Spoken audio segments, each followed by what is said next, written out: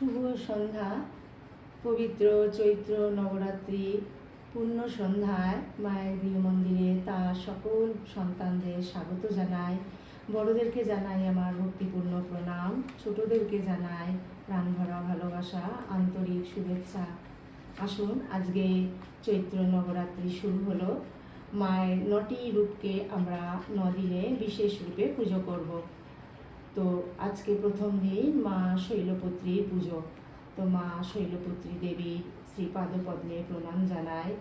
ওম নমো শৈলপুত্রী দেবকৈ নমো নমঃ। ঠাকুর মা স্বামীজি গুরুদেবের শ্রীপাদপদ্মে অনন্ত কোটি প্রণাম জানিয়ে পবিত্র সন্ধ্যায় গুরু বন্দনা দিয়ে শুরু করছি। গুরু ব্রহ্মা গুরুর্বিষ্ণু গুরুর্দেব মহেশ্বর গুরুরেব পরম ব্রহ্ম তস্मै শ্রী গুরবে নমঃ। অখণ্ডমণ্ডলাকারं ব্যক্तं येन চরাচরं তৎপদং দর্শিतं येन তস্मै শ্রী গুরবে নমঃ। অজ্ঞানতিমিরন্ধস্য জ্ঞানাঞ্জনশলাকয়া চক্ষুরুন্মিলিतं येन তস্मै শ্রী গুরবে নমঃ। ব্রহ্মানন্দং পরমসুখদং কেবলং জ্ঞানমূর্তিং দ্বন্দ্বাতীतं গগনসদৃশं তত্ত্বমস্যাদিলক্ষ্যम् एकं नित्यं विमलमचलं सर्वादिसाक्षिभूतं भावातीतं त्रिगुणरहितं सद्गुरुं त्वं नमामि, सद्गुरुं त्वं नमामि, सद्गुरुं त्वं नमामि। জয় গুরুদেব। গুরু পরম্পরায় সকল সদ্গুরুর শ্রী পাদপদ্মে পবিত্র চৈত্র নবরাত্রি পূর্ণ সন্ধ্যায় আমার অনন্ত আগুনি লুণ্ঠিত প্রণাম, অন্তরের অন্তঃস্থলের ভালোবাসা, শ্রদ্ধাঞ্জলি, ভক্তি পুষ্পাঞ্জলি নিবেদন করিয়া কথামৃত পাঠে প্রবেশ করছি।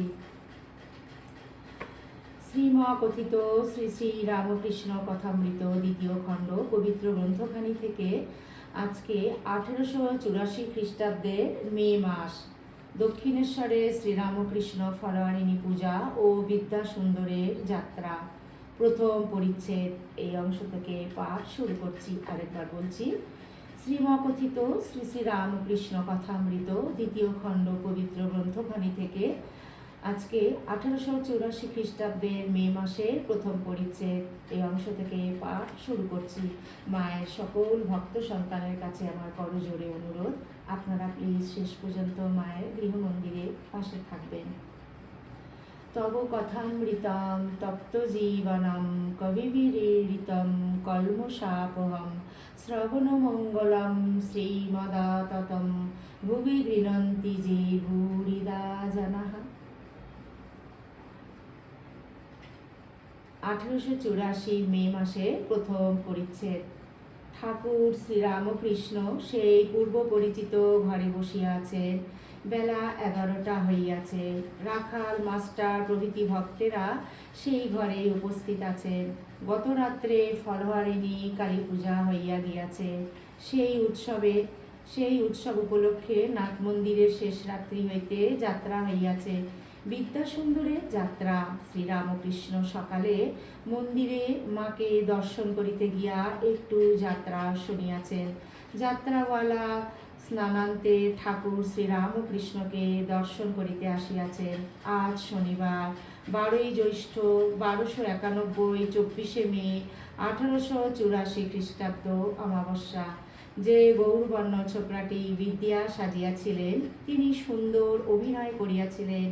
শ্রীরামকৃষ্ণ তাহার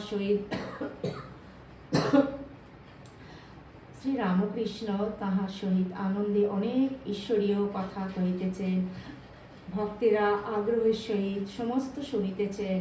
শ্রীরামকৃষ্ণ: বিদ্যা অভিনেতার প্রতি, তোমার অভিনয়টি বেশ হয়েছে।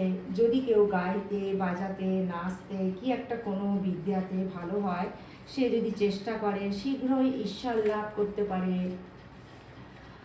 আর তোমরা যেমন অনেক অভ্যাস করে গাইতে, বাজাতে বা নাচতে শিখো, সেইরূপ ঈশ্বরেতে মনের যোগ অভ্যাস করতে হয়। পূজা, জপ, ধ্যান এসব নিয়মিত অভ্যাস করতে হয়। তোমার কি বিবাহ হয়েছে? ছেলেপুলে? বিদ্যা, আজ্ঞা, একটি কন্যা গত আর একটি সন্তান হয়েছে শ্রীরামকৃষ্ণ। এর মধ্যে হলো গেল।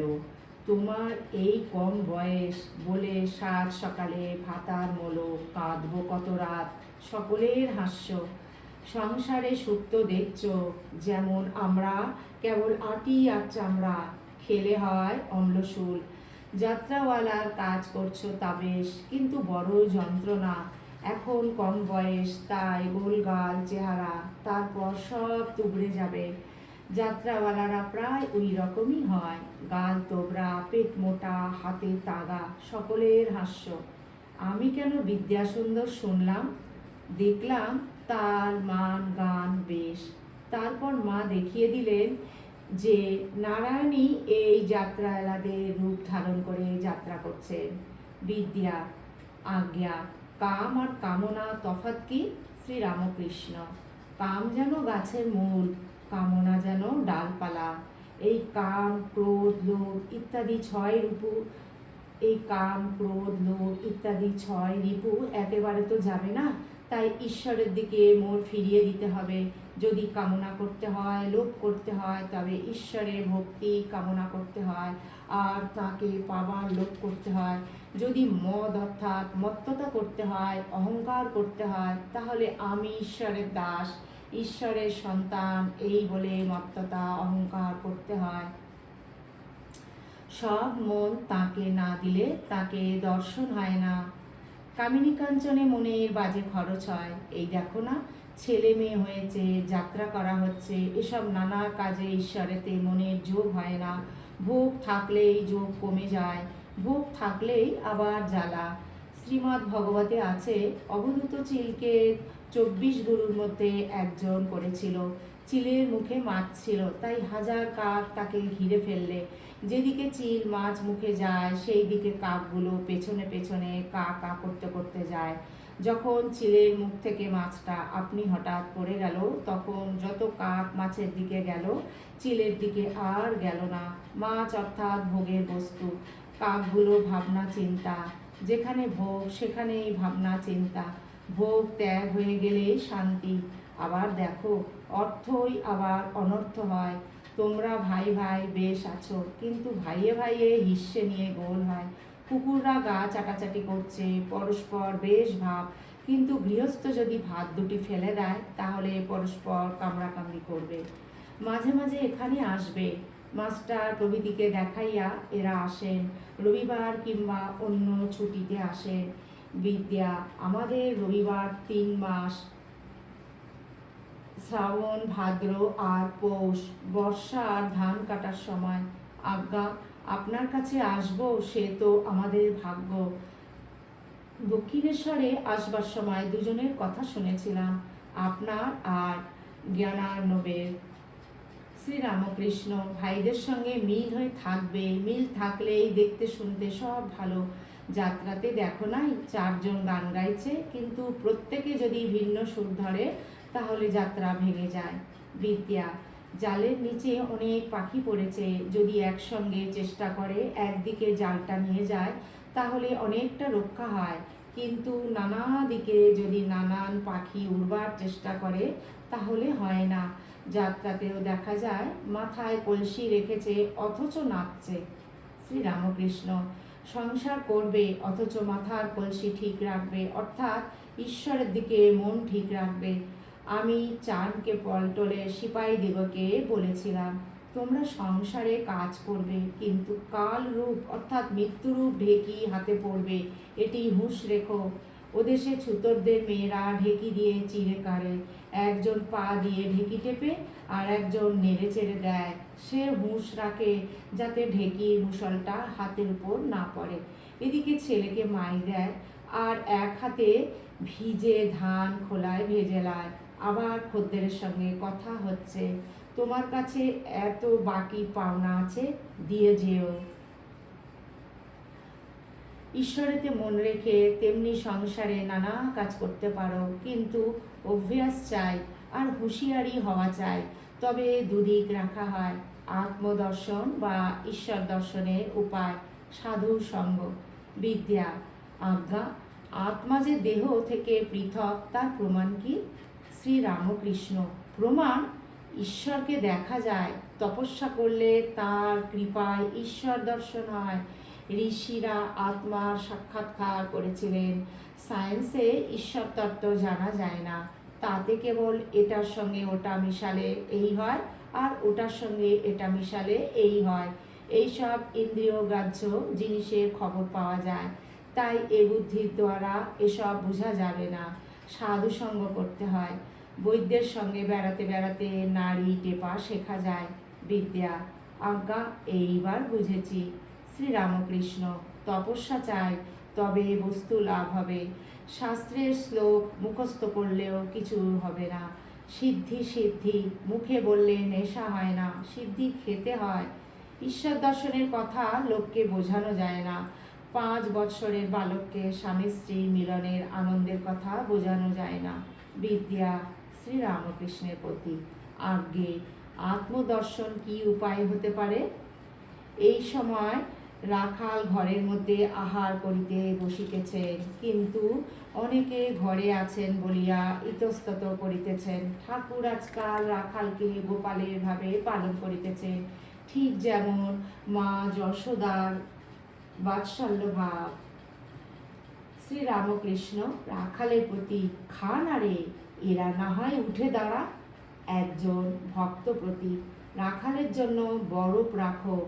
রাখালের প্রতি, বোন হুগলি তুই আবার যাবি, রৌদ্রে যাসনি।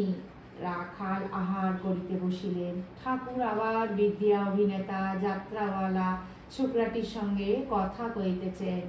শ্রীরামকৃষ্ণ বিদ্যার প্রতি, তোমরা সকলে ঠাকুর বাড়িতে প্রসাদ পেলে না কেন? এখানে খেলেই হতো। বিদ্যা, আজ্ঞা, সবাইয়ের মত তো সমান নয়, তাই আলাদা রান্না বাড়া হচ্ছে। অতিথিশালায় খেতে চায় না।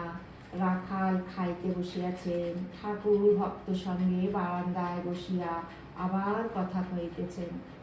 ওম নিরঞ্জনম নিত্যম অনন্ত রূপম ভক্ত্যানুকম্পা ধৃত বিগ্রহম বৈ ঈশাবতারম পরমেশমিড্যং তং রামকৃষ্ণম শিরসা নমামহ। ওম শান্তি শান্তি শান্তি। হরি ওম তৎসৎ। শ্রীরামকৃষ্ণার্পণমস্তু। জয় শ্রী গুরু মহারাজ জি কি জয়। জয় মহামায় কি জয়। জয় স্বামীজি মহারাজ জি কি জয়। জয় শ্রী শ্রী কথামৃতকার মাস্টার মহাশয় কি জয়। জয় শ্রী শ্রী রঘুবীর শীতলা গঙ্গা মায় কি জয়। জয় শ্রী শ্রী মা শৈলপুত্রী শারদেশ্বরী কি জয়।